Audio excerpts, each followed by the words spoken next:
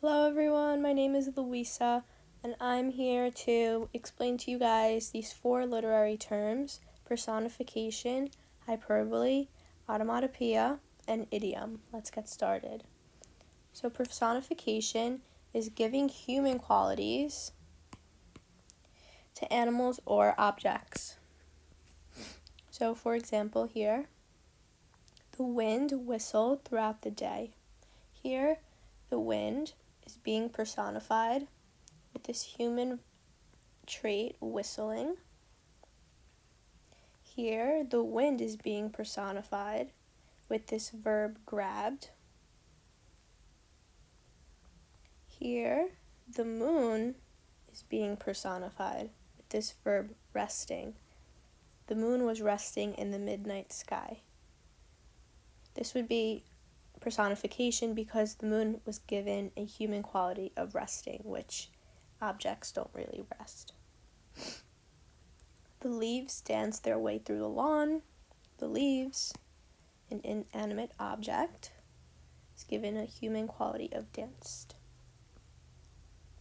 Here, same thing. The lonely lighthouse vigilantly shined its way to warn ships away from its rocky coast.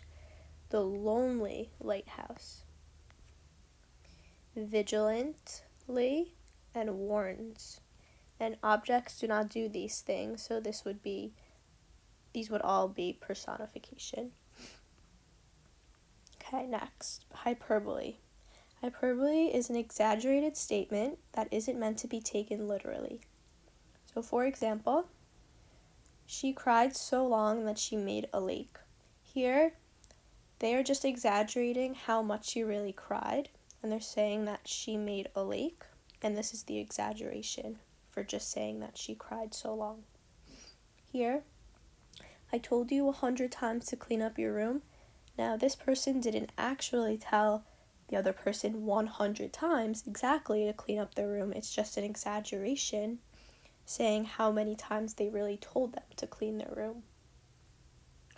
Here, I'm so tired, I could sleep for a year. So here they're just exaggerating how tired they are by saying like they could sleep for a year, which really, like, no one really sleeps for a year. His teeth were blinding white. Here they're just exaggerating how white his teeth really are because we know that teeth cannot blind people even if they're really white. Here I have a funny one. I'm so hungry I could eat a horse. What? And here they're just exaggerating how hungry this person is because literally they're not going to eat a horse, they're just very hungry.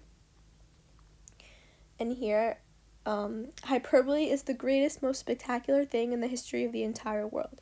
This is actually an example because these words, greatest, most spectacular thing, history of the entire world, is all language that is suggesting exaggeration to hyperbole. Automatopoeia is just a word that mimics the sound of an object or action. So here are just words like crash, pow, boom, zoom, sniff, gush, scrape, smack, squeak, bark, whack, clank, chug, clatter, thud, roar, bang. Words like this: oink, hoot, rip, toot, jingle, zip, bang, all this stuff. So idioms. Idioms are probably like my most favorite out of all these terms because I think they're so fun. So idioms are expressions that don't really mean what the words say.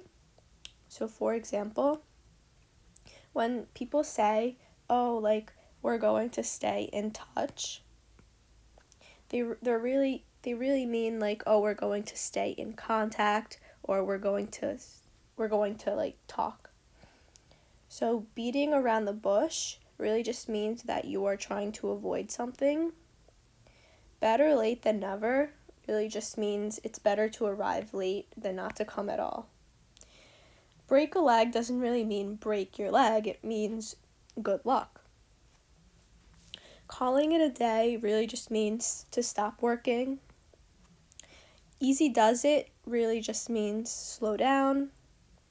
This is getting out of hand really just means it's getting out of control. Hanging in there really just means do not give up. Now some from here, as cool as a cucumber really just means that you're very calm. Until you're blue in the face really just means until you're completely exhausted. Hold your horses really just means wait, stop, and think. And a piece of cake really just means that this thing is very easy to do. Now, it cost me an arm and a leg. This really just means it costs a lot of money. She forgot, so I jogged her memory. This means she forgot, so I reminded her. Okay, guys, so I have the worksheet and the answer key in the description, and I made it super fun, and I hope you guys all do it because you guys will just benefit so much and really learn these 4 words, these 4 literary terms that are important in English. And yeah, so I'll see you guys next time.